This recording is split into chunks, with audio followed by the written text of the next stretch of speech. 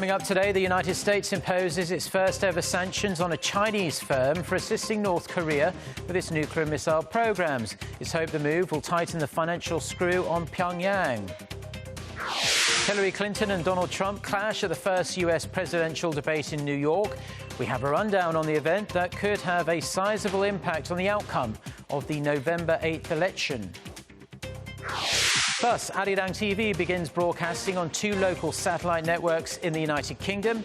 It adds another 6 million households to Arirang TV's global reach. Stay tuned for these stories and more.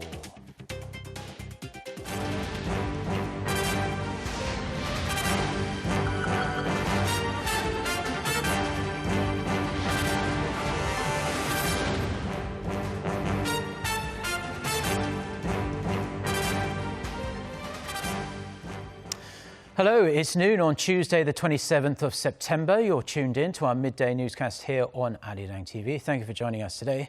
I'm Mark Broom. We are going to start today at the top office. President Park Geun-hye held a summit with Dutch Prime Minister Mark Rutte at Cheongwade earlier today. Marking 55 years of diplomatic ties, the two leaders agreed to step up practical economic cooperation in fields ranging from trade and investment to future growth engines like bio-industries and big data. In addition to revving up economic cooperation in the private sector, the two countries will also beef up people-to-people exchanges. The two leaders also discuss ways to reinforce cooperation on countering North Korea. Now, the first US presidential debate between Hillary Clinton and Donald Trump ended around 30 minutes ago. We're going to connect straight with our Hwang Ho-jun for the latest. So, Ho-jun, which candidate benefited the most from this first debate? Well, Mark, the candidates definitely didn't disappoint.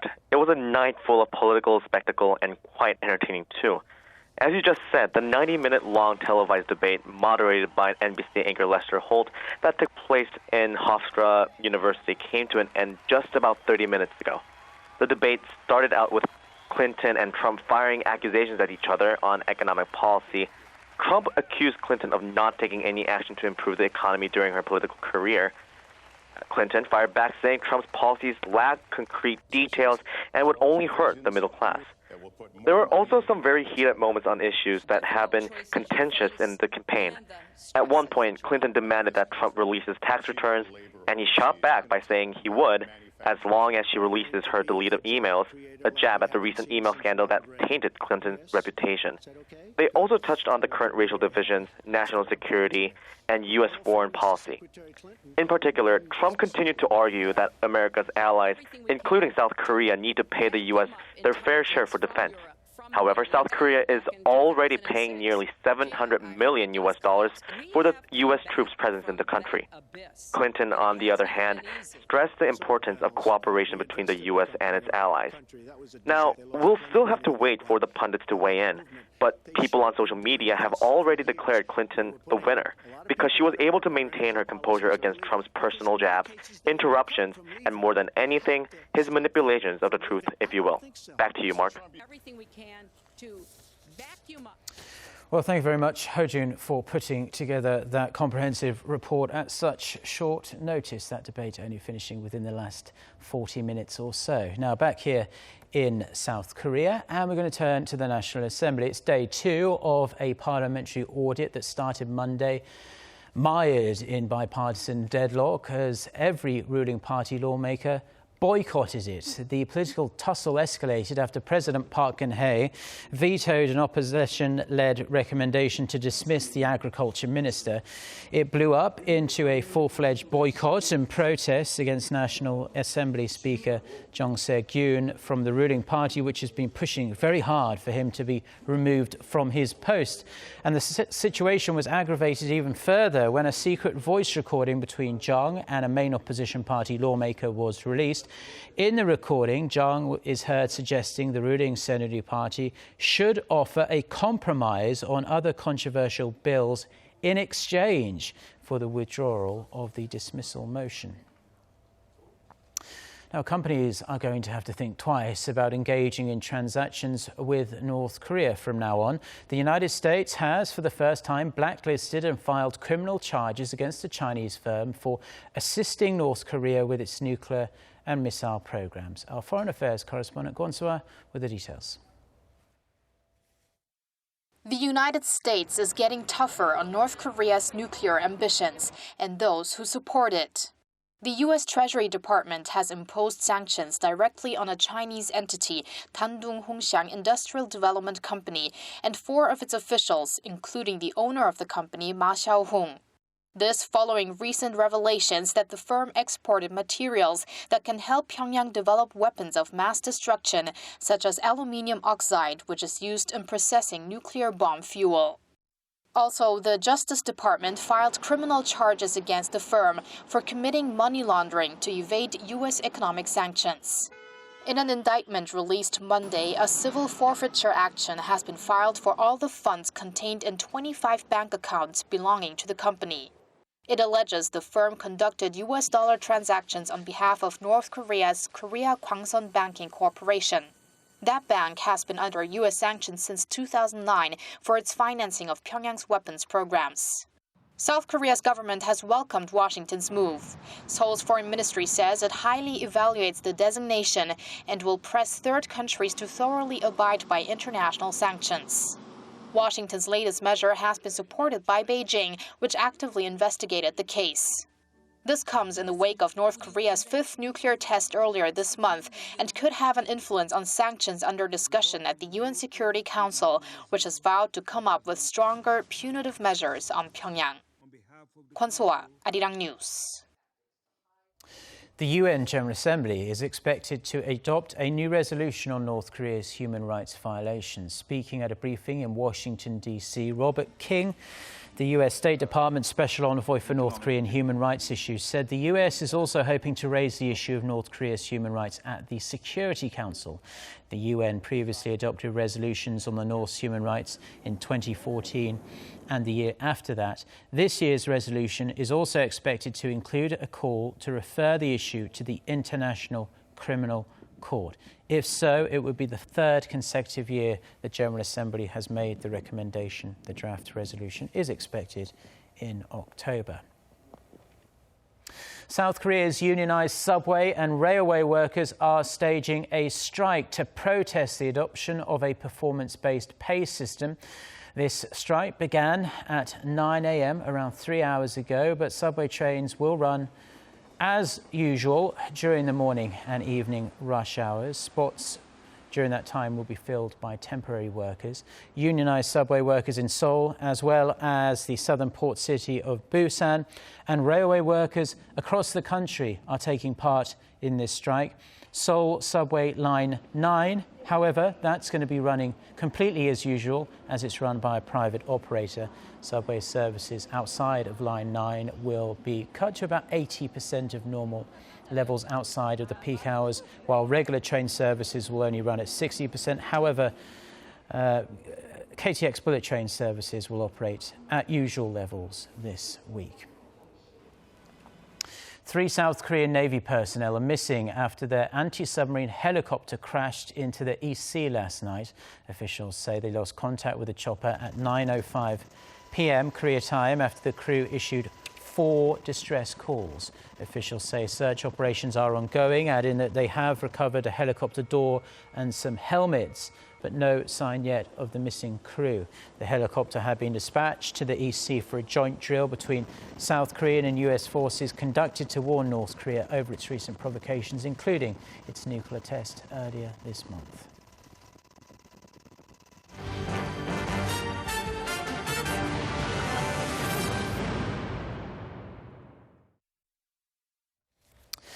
Now, we're marking another milestone here on Arirang TV, which is the channel you are watching right now, as we've begun broadcasting on local satellite networks in the United Kingdom for the very first time. Our reporter Kwon Jung-oh is in London to witness Arirang's first airing on British soil. Arirang TV is transmitted to over 100 countries around the world, but now it's taken a new step in the UK by being made available on Britain's local satellite networks. On September 26th, Arirang TV became available in UK households, including Emma Stock's home here in London. Emma, a fashion student, has been an avid fan of Korean culture for a number of years now. She had been watching Arirang online in the past, but now she's excited about the prospect of having it readily available in her living room in full HD. I think it's really cool because I can see like favourite actors, singers, there's a variety of different shows to watch. And I can show my mum and my family what I'm up to and then why I like Korea so much, and then they can learn more as well. Arirang is now on 2 TV service providers in the UK, Sky and Freesat. Together, they are beamed into more than 6 million households. The UK is the 4th largest English-speaking nation in the world and is therefore an especially important market for Arirang, whose English-language broadcasts look to share and better inform people about Korea's culture, history and current affairs. I think the excitement's beginning to build. Now people are starting to hear about it, and I think it will be very, very popular on Freesat. We hope it will bring a new perspective on news and culture and more information and introduce UK viewers to Korea. Anticipation is high among those who have already an interest in Korea. This is New Malden. Located in the suburbs of London, it's home to some 20,000 Koreans, the largest Korean community in Europe. It also attracts those who have an interest and a connection with Korea and its culture. Among the local Korean restaurants, shops and businesses, I found Sebastian, a linguist who worked as a translator in Seoul and used to watch Arirang TV before moving back to the UK. I thought it was a really good way to get into Korean culture. Also, it was a lot easier because it was in English. I think it's really great that now I can just, it's coming at home, so now I can just go home, turn on the TV and I can have Arirang right there like that, and I think it's going to be really good to tell my other friends about it. Sebastian's friend Chaeyoung is also keen to see what Arirang has to offer. As a British-born Korean, I felt kind of a big distance away from everything that was happening in Korea. And when I did try to tune into the news, obviously the level of Korean being spoken on television is way too high standard for me to understand. So I think to have it accessible in English at home would be really convenient. But as well as bridging the gap for those who already have connections with Korea, there are high hopes that through informative and entertaining content, Arirang TV will be able to reach a new British audience. Kwon Jang-ho, Arirang News, London. Hello, I'm Cho Yun-sun, Korea's Minister of Culture, Sports and Tourism. The United Kingdom is a cultural powerhouse, symbolized by such icons as William Shakespeare, the Beatles, and Harry Potter. Its BBC serves as a benchmark for broadcasters around the world and is followed and trusted by a global audience. And now, I'm very happy and proud to announce that Arirang TV can showcase Korea's latest news and culture to viewers in the United Kingdom. When I visited the Korean Culture Center in London, I was overjoyed to find out that many young people in the country had a deep interest and affection for Korea and Korean culture. In Romeo and Juliet, Shakespeare wrote, "And find delight writ there with beauty's pen." With the help of Arirang's genuine and heartfelt voice, I hope viewers in the United Kingdom can find delight and beauty in Korea's rich and authentic culture, state-of-the-art technology, dynamic economy, and last but not least, its beautiful natural scenery. Korea and the United Kingdom have maintained a strong and healthy diplomatic relationship for almost a century. I'm sure that Arirang TV will act as a cultural bridge that further fosters communication and exchanges and helps strengthen mutual understanding and affection between the two countries for many more years to come. Thank you. Congratulations to Arirang and welcome to the Freesat platform. I'm sure you'll be an excellent addition with your great and varied content.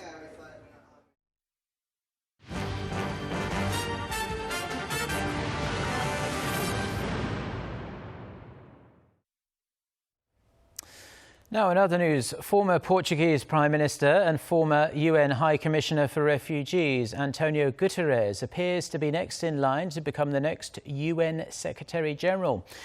In the UN Security Council's fifth secret ballot held on Monday, Guterres held a clear lead, receiving 12 encourages, 2 discourages and 1 no opinion. Guterres had also won the other 4 rounds. This round is not decisive, though, as a contender needs at least 9 votes from the 15-seat council, with no vetoes from the 5 permanent members, the United States, UK, France, China and Russia, to be selected as a single candidate. We don't know for sure if the 2 discourages he got in the 5th round were from veto-wielding members. The next secret ballot, set for next Wednesday, will determine the winner, as the 5 veto members will use a different coloured ballot paper to vote. The winner will replace Ban Ki-moon, whose term ends at the end of this year. NASA has announced that water could be spewing from the surface of one of Jupiter's moons, and this has sent the scientific community into a frenzy of excitement, as wherever there's liquid water on Earth, there is life. Kim Mo-gyeon reports. NASA says its Hubble Space Telescope has imaged what may be water vapor plumes erupting off Europa, which lends further evidence for the existence of a deep saline ocean under the moon's icy surface. The telescope made its latest observation by studying Europa as it passed in front of Jupiter. It looked in ultraviolet wavelengths to see if Jupiter's light was in any way being absorbed by material coming from the moon's surface. In 3 of 10 attempts, Hubble detected what appeared to be dark fingers extending from the edge of Europa. NASA says the plumes provide a tantalizing opportunity to gather samples originating from Europa without having to land or drill through the ice. Previous findings had pointed to the existence of an ocean under Europa's icy crust, but it was thought teams would have to drill through the thick layer of ice before any signs of life would be detectable. The latest findings also provide supporting evidence for previous detections of water plumes on Europa by Lawrence Roth of the Southwest Research Institute in Texas. In 2012, Roth's team detected evidence of water vapor erupting from the south polar region of Europa, the same region where 3 more observations were made in 2014. First discovered in 1610, Europa is the 6th largest moon in the solar system. Kim Mo-gyeon, Arirang News. Well, that's where we are going to leave it for now. I'm Mark Broom. Thank you as always for watching. We will be back throughout the day with more newscasts. So until then, goodbye.